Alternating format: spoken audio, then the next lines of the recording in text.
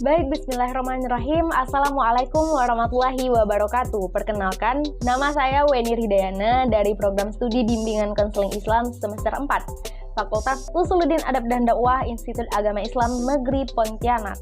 Di sini saya akan menjelaskan bagaimana sih aktualisasi dakwah para dai milenial di ruang maya. Sebelumnya, karena masih suasana lebaran, maka saya akan mengucapkan minal aidin wal faizin, mohon maaf lahir dan batin.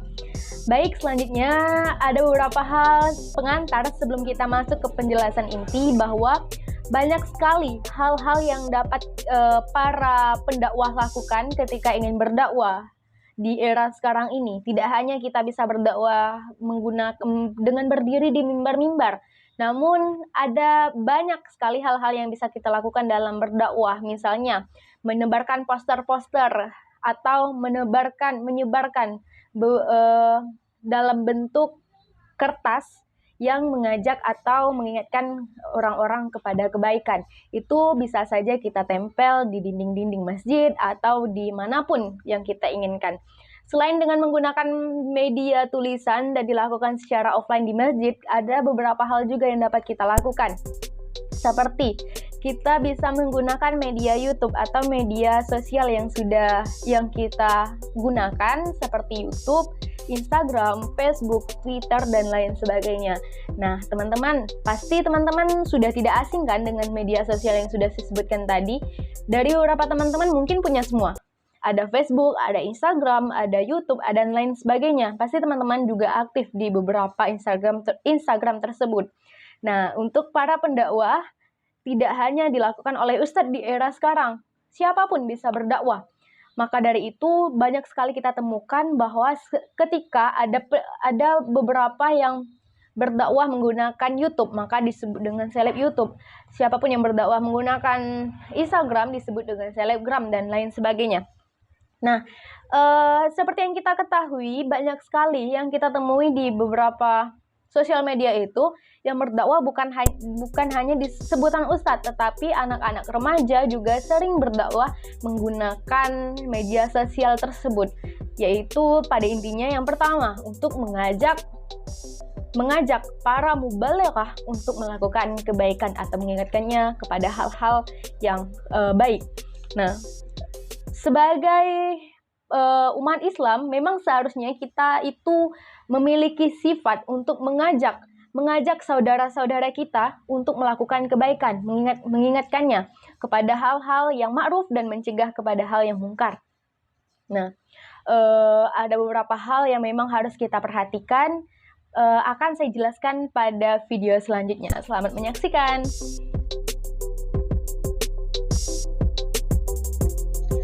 Perkembangan teknologi informasi yang luar biasa merupakan sebuah realitas yang tidak dapat dihindari, sebab hampir semua aktivitas kehidupan sangat bergantung pada teknologi informasi tersebut.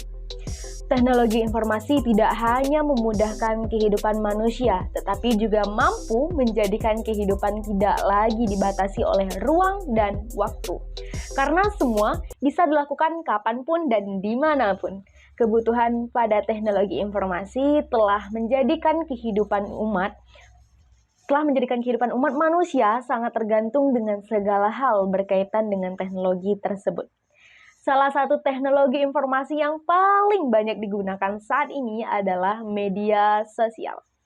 Media sosial mampu menghubungkan individu ataupun kelompok secara langsung dengan bantuan teknologi informasi tersebut.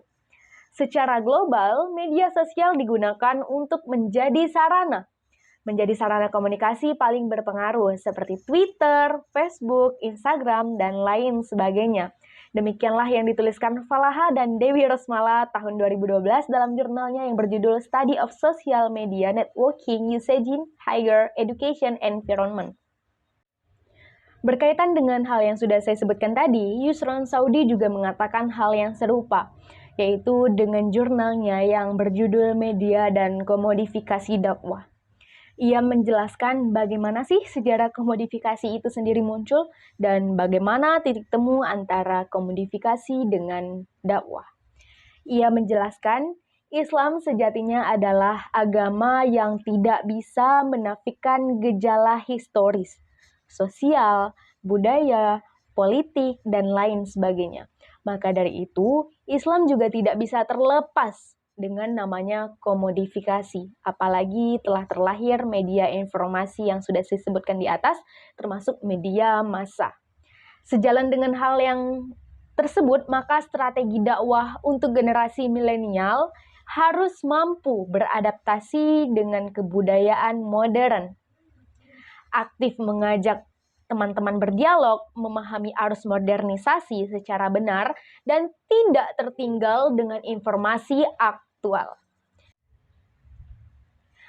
Hal itu disampaikan juga oleh Ketua Pimpinan Daerah Aisyah Kabupaten Gresik yang bernama Ida Rahayuningsih MC dalam Sekolah Kader Majelis Pendidikan Kader pada hari Minggu 31 bulan 10 2021. Nah, teman-teman, setelah saya jelaskan tadi, maka ada beberapa hal yang harus kita siapkan sebelum berdakwah. Yang pertama, kita harus memperhatikan siapa sih mubalaghah dalam dakwah tersebut. Misalnya kita berdakwah di era modern ini kan kita harus mempersiapkan hal media-medianya seperti gadget dan lain sebagainya, bahwa di era sekarang ini mereka kan banyak sekali berselancar di internet. Nah, maka dari itu kita harus menyiapkan seperti portal-portal dakwah itu tidak hanya berupa tulisan. Ya, bisa jadi di Instagram misalnya menggunakan caption-caption atau kata-kata yang singkat tapi tujuannya mengajak audiens itu atau mubalaghah itu kepada kebaikan. Yang kedua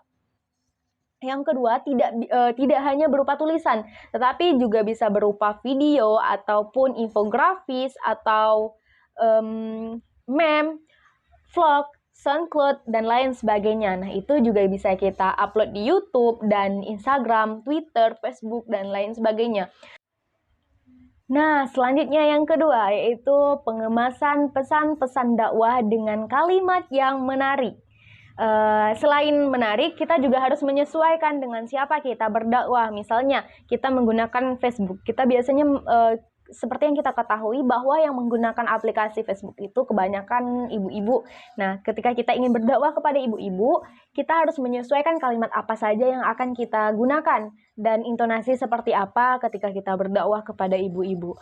Lalu, ketika kita berdakwah dengan remaja, kita ketahui bahwa anak remaja lebih senang menggunakan Instagram. Nah, kita bisa menggunakan Instagram ini sebagai media dakwah dengan memperhatikan juga kalimat-kalimatnya. Seperti anak remaja ini senang menggunakan kalimat-kalimat yang gaul. Nah, kita juga harus menyesuaikan kalimat-kalimat yang harus kita gunakan ketika berdakwah. Entah itu kepada orang tua, remaja, dan anak-anak. Lalu bagaimana berdakwah dengan anak-anak? Nah, untuk berdakwah dengan anak-anak, kita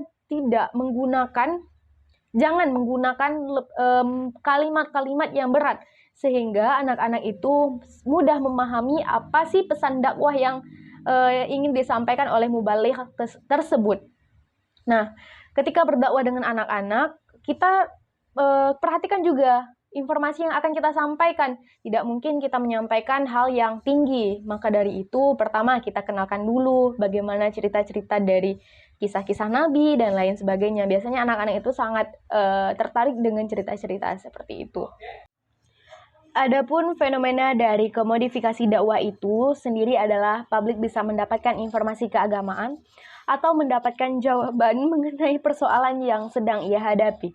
Namun di sisi lain juga menimbulkan keprihatinan tersendiri karena agama yang sakral hanya menjadi bumbu dan pemanis hal-hal yang profan. Semangat dan esensi agama pun lebur dalam hingar-bingar industri hiburan, hingga esensi dakwah pun hilang ditelan oleh iklan.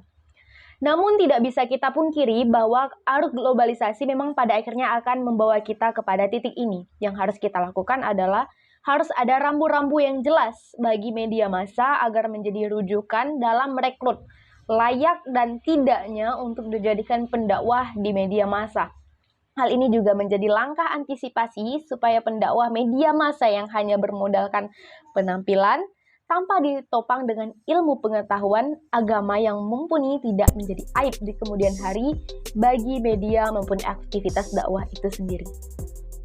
Demikian penjelasan singkat dari saya mengenai aktualisasi dakwah dai milenial di dunia maya. Maka kurang lebihnya saya mohon maaf. Sekian dari saya. Wabillahi taufiq wal hidayah. Wassalamualaikum warahmatullahi wabarakatuh. Silakan.